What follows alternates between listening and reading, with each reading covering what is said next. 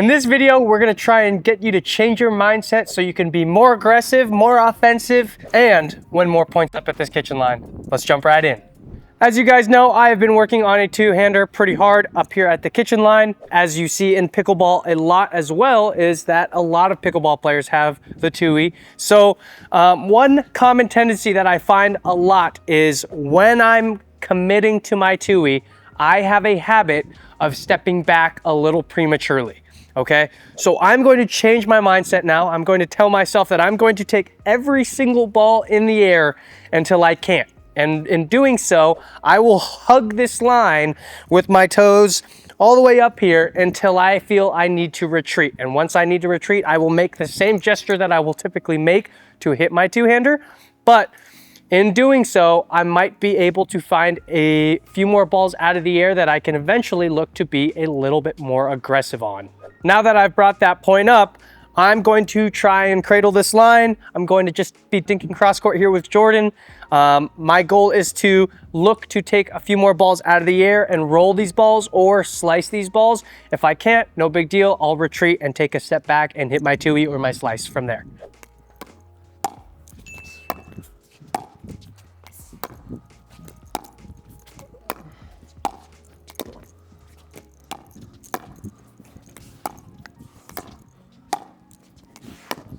Yeah. Good. All right, so as we look to be offensive and aggressive, you know, we always want to be offensive or aggressive out of the air first, and that's exactly what Caden just talked about. So you'll notice he has a really good wide stance, and he's going to try to take everything out of the air, and rolling is always the first option. Obviously, if there's a ball net level, he's going to be flicking or attacking, and if it's below net level, we saw in that rally, Caden, you may put a little bit of topspin roll on it, but you're just really trying to move me out. Yeah. And again, when you cannot, you know, hit that ball out of the air, you are gonna move your feet to your two-hander. And I think the most important part is something I'm also working on as well, is when you move to hit that two-hander and you know that you forced me into a really tough ball of half volley, or you made me move, you're gonna come right back up to the line, and he's gonna be, you know, squeezing and leaning in. Yeah. So this does apply a lot of pressure, and it also takes a lot of practice to be leaning in here.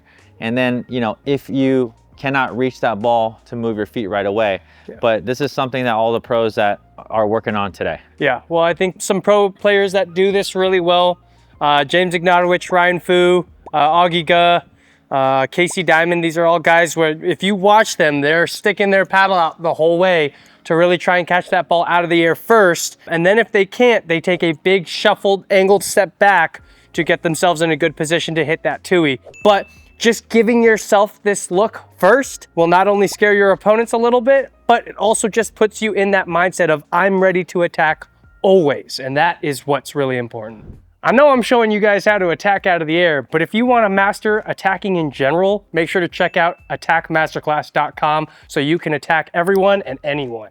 So that being said, here's something actionable that you can do with a partner. I'm gonna give 3 balls to Caden, and these balls could maybe be taken out of the air. If they're not, if they can't be, he's gonna retreat, use that angled shuffle step for his two-handed backhand, and then after the 3rd ball, I'm gonna feed some balls that are a little bit deeper so that he can choose to try to find offense there, okay? So here we go. So what's gonna look like, here's ball 1, 2, 3. Okay. Ooh. All right, so Caden did a good job leaning in there, working on the volley first, and then creating space for his two-hander so that he can really be aggressive on that shot. Here we go again.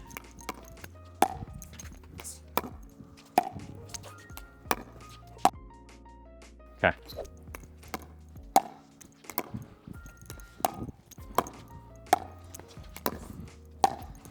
Nice.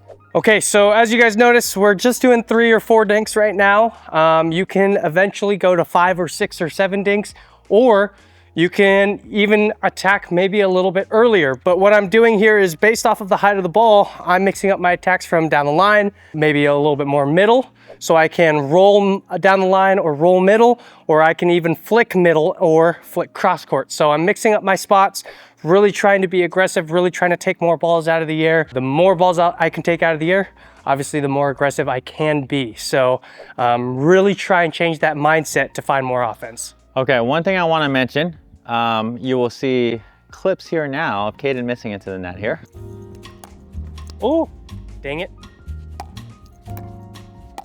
Oh yeah. Caden! But I think, you know, we want to be aggressive, Caden, out of the air. But I would say this, something I just thought about, shots that we just took.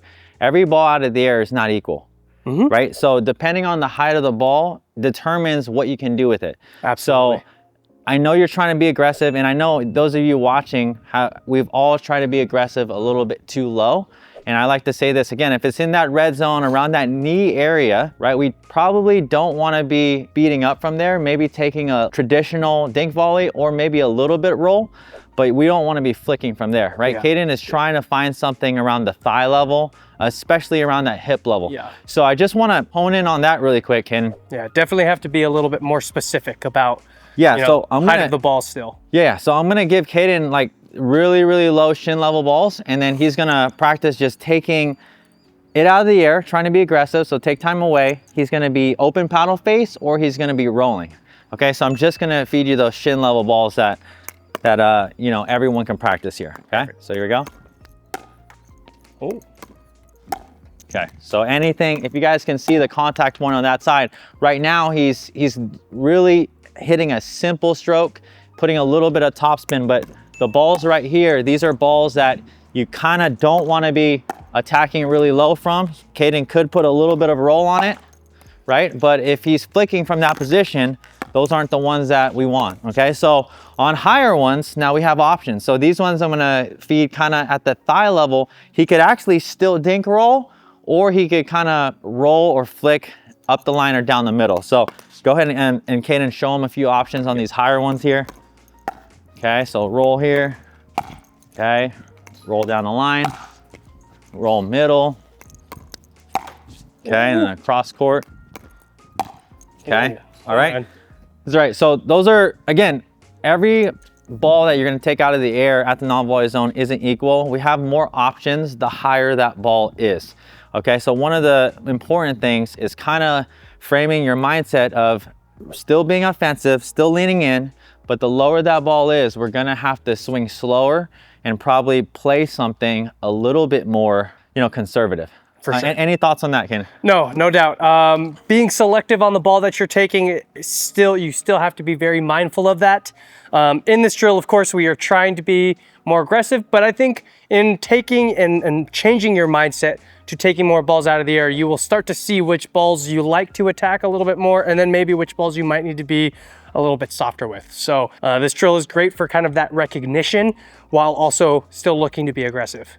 Yeah, so on this last one right now, I'm gonna kind of try to keep every ball kind of towards Caden's backhand, because we're gonna just pinpoint that side. You can work on this obviously on your forehand too, but Caden, we're gonna do a realistic rally here. Here we go. And it might be a while until you get something really you like. 100%. But we'll just talk through a few of these things. Smart. Here we go. Okay, here we go.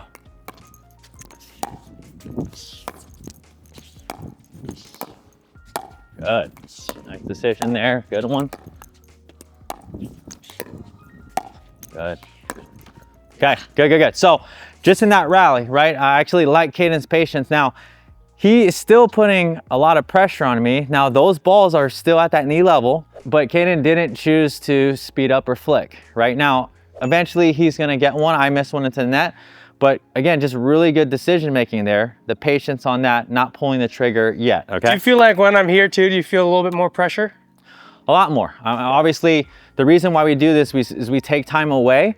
And as we take time away, it's really important, if you see those little dink rolls he's hitting towards me, the most important thing if you're hitting a dink volley roll is to get it to bounce, right? If it comes to me and then he's trying to take time away from me and I just hit it out of the air, it kind of defeats the purpose. So the important thing is, if you're doing this, that he gets it in the corner and makes me move, okay?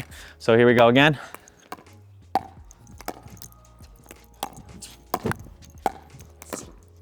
Good. So a good example there, again, Caden kind of leading in. The second to the last one, Caden, you might have been able to flick. Yep. But you know, you chose to kind of be a little bit more patient, initiate a little bit of a roll, force me to half volley, then you get one a little bit higher. Just any thoughts on that, or just decision making there? Yeah, well, at the end of the day, right, you're gonna be a little bit more aware of which balls you like to attack. So in that case, I could have attacked that second to last ball. I didn't love exactly where it was put, so I just hit a little bit more aggressive dink, and I set myself up for something a little bit higher, a little bit easier.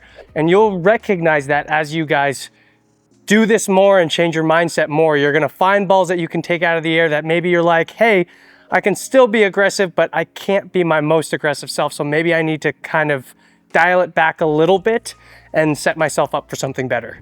I hope you really enjoyed this video. If you would actually like to see a video on how to attack specifically off of the bounce, go ahead and check this video out here. And don't forget to check out our attacking masterclass, or go to attackmasterclass.com.